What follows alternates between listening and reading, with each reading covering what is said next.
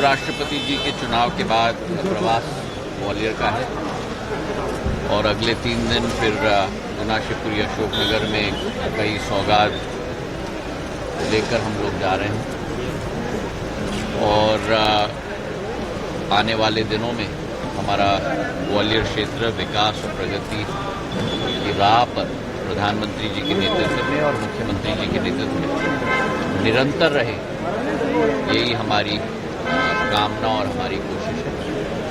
और आप सभी लोगों को भी मेरे तरफ से बहुत बहुत शुभकामनाएं। बहुत बड़ा एक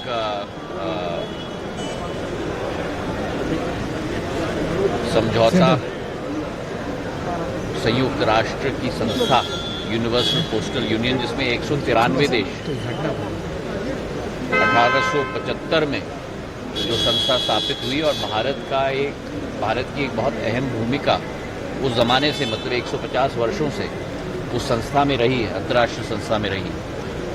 वहाँ के 42 अफ्रीकन देशों के साथ मुलाकात हुई, 28 लैटिन अमेरिकन और स्पेन और पोर्तुगल देशों के साथ मुलाकात हुई और 23 कैरिबियन देशों के साथ मुलाकात हुई और अलग अलग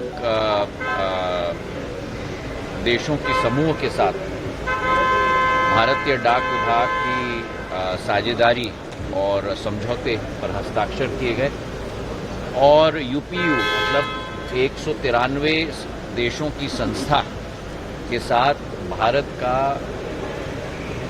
बीपीआई डिजिटल पब्लिक इंफ्रास्ट्रक्चर के तहत यूपीआई का समझौता, ताकि उसकी जो क्षमता है और उससे जो सीख मिले हैं वो यूपीयू में भी सम्मिलित हो।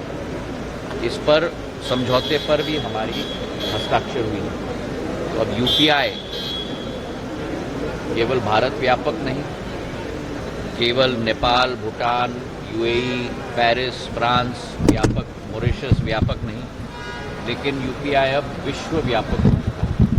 ये प्रधानमंत्री जी की क्षमता, प्रधानमंत्री जी का लक्ष्य, प्रधानमंत्री जी की दृढ़ इच्छा शक्ति से ही संभव हो पाया है।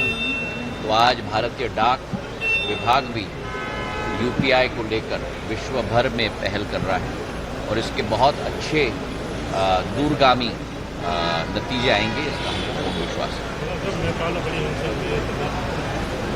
उस पर मैं कोई टिप्पणी नहीं करूंगा। जिन लोगों की जान गई है, हर परिवार को मेरी तरफ से सांत्वना मैं देना चाहूँगा। नेपाल के साथ भारत का तो बहुत गहरा और प्राचीन संबंध है और सिंधिया परिवार का भी एक बहुत पारिवारिक संबंध नेपाल के साथ है। तो जो वहाँ घटित हो रहा है उससे सभी लोगों को दुख है और अमन, चैन और शांति हो, यही कामना।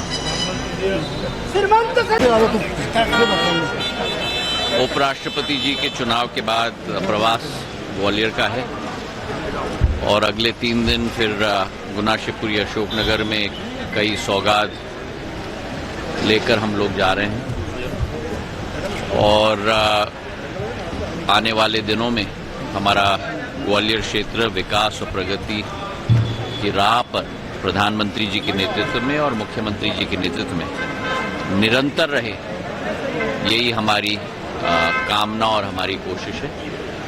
और आप सभी लोगों को भी मेरे तरफ से बहुत बहुत शुभकामनाएं। बहुत बड़ा एक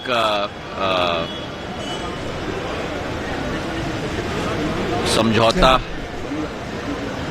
संयुक्त राष्ट्र की संस्था यूनिवर्सल पोस्टल यूनियन, जिसमें 193 देश 1875 में जो संस्था स्थापित हुई और भारत की एक बहुत अहम भूमिका उस ज़माने से, मतलब 150 वर्षों से उस संस्था में रही है, अंतर्राष्ट्रीय संस्था में रही है। वहाँ के 42 अफ्रीकन देशों के साथ मुलाकात हुई, 28 लैटिन अमेरिकन और स्पेन और पोर्तुगल देशों के साथ मुलाकात हुई और 23 कैरिबियन देशों के साथ मुलाकात हुई और अलग अलग देशों के समूह के साथ भारतीय डाक विभाग की साझेदारी और समझौते पर हस्ताक्षर किए गए और यूपीयू मतलब 193 देशों की संस्था के साथ भारत का डीपीआई डिजिटल पब्लिक इंफ्रास्ट्रक्चर के तहत यूपीआई का समझौता, ताकि उसकी जो क्षमता है और उससे जो सीख मिले हैं वो यूपीयू में भी सम्मिलित हों। इस पर समझौते पर भी हमारी हस्ताक्षर हुई। तो अब यूपीआई केवल भारत व्यापक नहीं, केवल Nepal, Bhutan, UAE, Paris, France व्यापक, मॉरिशस व्यापक नहीं, लेकिन यूपीआई अब विश्व व्यापक हो चुका है।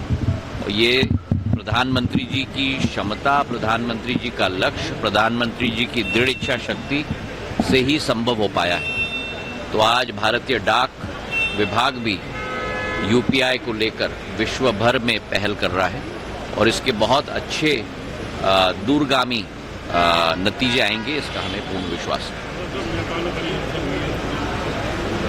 उस पर मैं कोई टिप्पणी नहीं करूंगा।